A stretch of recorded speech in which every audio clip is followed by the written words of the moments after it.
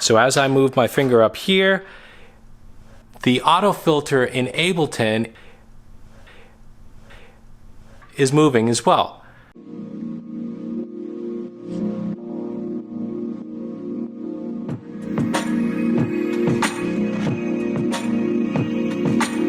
What's up, guys? Today I'm doing a quick studio tour. You asked, and I'm going to talk about the equipment that I've got and a little bit about my surroundings, because I chose a lot of this stuff and the equipment and the location of my studio because I really wanted to maximize inspiration, creativity, and accessibility. I used to have my studio up in one of the bedrooms at the top of my house, and it was just not somewhere that I would go very often. It didn't really get used a whole lot. And also, no one else spent time there.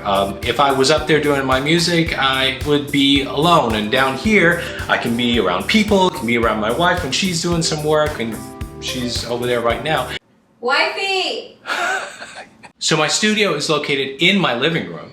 I wanted to make sure that it was functional, but at the same time, I didn't want it to be an eyesore. So I chose things really carefully, and I'm gonna go through some of those today. I've got my main keyboard here. I'm using this as a controller, but also for the sounds, because it's got amazing sounds. This is the Korg SV1. It's actually a stage piano, but the reason I actually bought it was because a stage piano really gives you that feel of a real piano, and Korg with this one really has an awesome feel to it. And it has two of the instruments that I think are the most difficult to reproduce in software alone. Rhodes and acoustic pianos, just regular pianos like concert pianos and stuff. The Korg SV1 actually has a tube amp in it, so I'll play a little bit.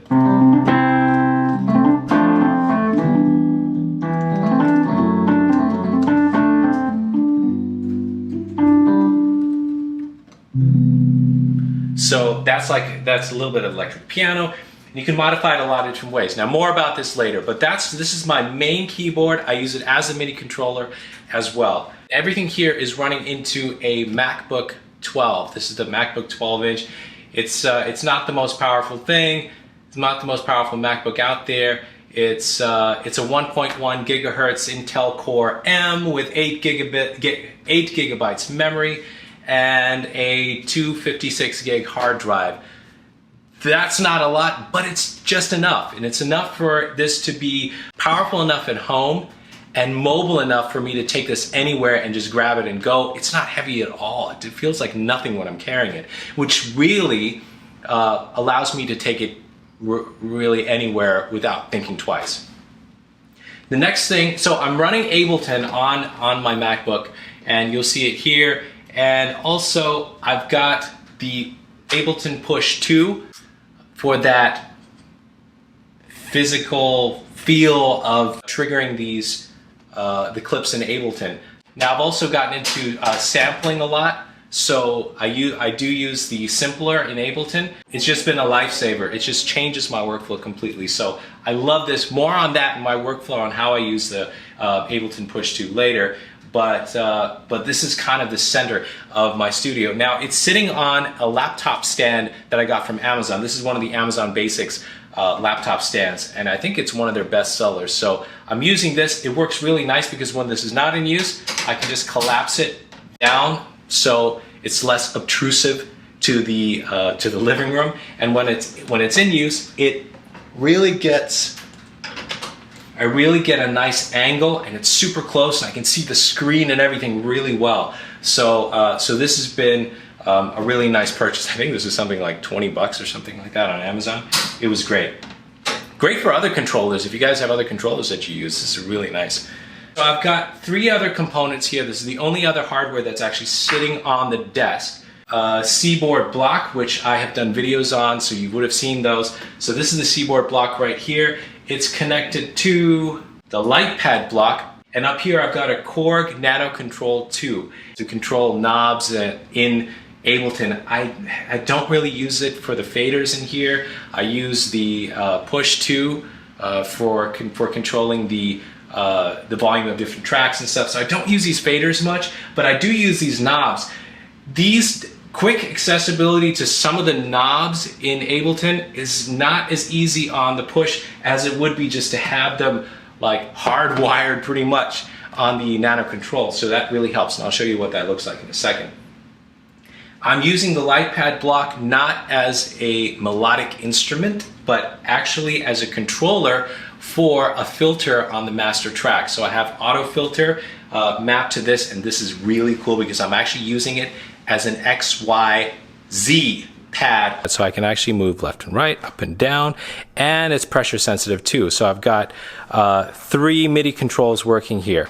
So as I move my finger up here, the auto filter in Ableton is moving as well. The only way to get this whole auto filter working like this is to have something that controls X, Y.